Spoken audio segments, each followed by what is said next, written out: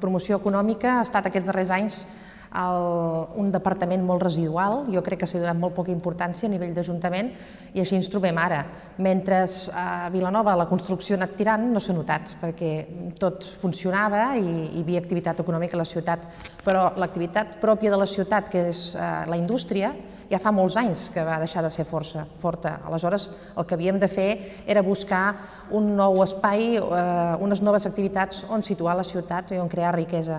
I en aquest sentit s'ha reaccionat molt massa tard, s'ha reaccionat quan s'ha enfonsat la construcció i ja era molt tard. I ara tenim un índex d'atur de gairebé un 19%, i ara hem d'engegar els motors, però esclar, anem a darrere. I per tant, crec que ha estat un error, però que encara estem a temps de solucionar si apliquem polítiques eficients a partir d'ara per crear ocupació a la ciutat. Ocupació i indústria, riquesa i ocupació.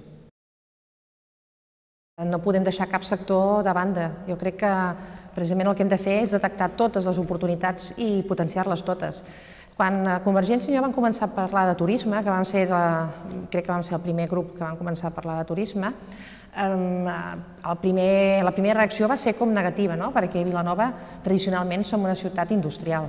Històricament els vilanovins sempre han pensat que som industrials, però jo crec que això és un error. Crec que tenim un gran potencial en quant a turisme, hi ha molt recorregut a fer, hi ha molts estudis que demostren que és on hi ha més possibilitat de creació de llocs de treball i per tant el turisme l'hem de tenir molt en compte. Nosaltres apostem per indústria, turisme i comerç, totes les possibilitats que té la ciutat.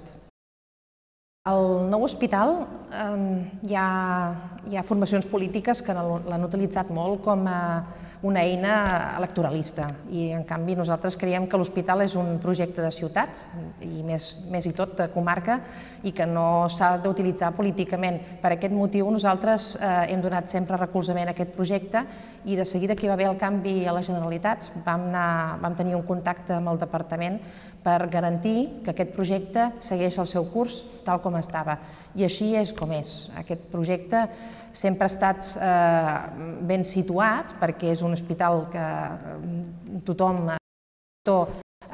és conscient i accepta que és necessari. Estem per sota de la mitjana catalana a la comarca i ens cal aquest hospital i per tant la Generalitat segueix exactament el mateix curs aquest projecte que feia fa uns mesos i que feia fa uns anys. No és cert que hi hagi hagut un retrocés en aquest tema, aquest hospital continua exactament igual que ho portava amb l'antic govern de la Generalitat. Nosaltres creiem que el creixement urbanístic que està previst en el pla que actualment és vigent no és factible, no és possible de portar-lo a terme si no va acompanyat també d'un creixement econòmic. És inviable pretendre que Vilanova creixi fins a 100.000 habitants, que és aproximadament on es podria arribar si s'acaba de desenvolupar tot el pla urbanístic, sense afegir-hi també activitat econòmica. Ens portaria sense cap mena de dubte a una ciutat dormitori sense serveis morta i per tant nosaltres només acceptem desenvolupar aquest pla urbanístic si alhora també impulsem paral·lelament una activitat econòmica. Si no, no el creiem viable ni recomanable ni bo per als vilanovins i vilanovines, perquè ens afectaria de manera molt important amb la qualitat dels serveis i amb el benestar a la ciutat. Jo crec que la cultura no és un caprici ni un problema, sinó que és una oportunitat. Per tant, jo crec que la cultura l'hem de lligar al desenvolupament econòmic de la ciutat i utilitzar la cultura per promocionar la ciutat i per créixer, per exemple, en l'àmbit del turisme. Ser una ciutat forta en cultura ens pot ajudar a aconseguir un turisme de qualitat, un turisme molt concret.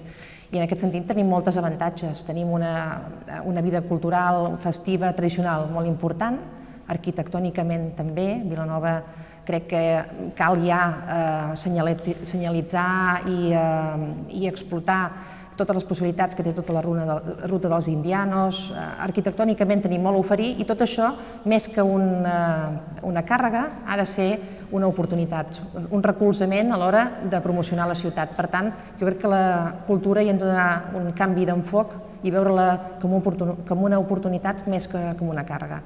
És important canviar aquesta manera de veure-ho perquè no retallarem directament cultura perquè és innecessària, sinó que és necessària la cultura. I el primer que hem de fer, ara que és un moment, a més, que econòmicament és complicat, és aprofitar al màxim tots els equipaments que tenim. No crec que sigui acceptable que el teatre principal no tingui una programació estable, que hi hagi uns mesos de l'any que no hi hagi programació. El mateix passa amb els museus. Els museus no estan suficientment dinamitzats i, per tant, el primer que hem de fer és els equipaments que tenim, acabar-los d'explotar al màxim. Convergència i Unió afrontem aquestes eleccions amb la seguretat que hem treballat bé aquests 4 anys, que presentem un projecte molt bo per la ciutat i que tenim el millor equip. A partir d'aquí, els ciutadans i ciutadanes són els que tenen l'última paraula el dia 22 de maig, i confiem en tenir uns resultats bons, similars en la línia del que va passar el 28 de novembre i poder governar sols a la ciutat, encara que sigui en minoria. No ens fa gens de por governar en minoria, creiem que és molt millor governar en minoria que segons quins pactes que combinen diferents maneres de veure que són bastant incompatibles. Creiem que és molt millor governar amb la teva línia, amb el teu projecte, i anant fent pactes puntuals quan es requereixi per tirar endavant projectes. Per tant, la nostra intenció és guanyar i governar sols.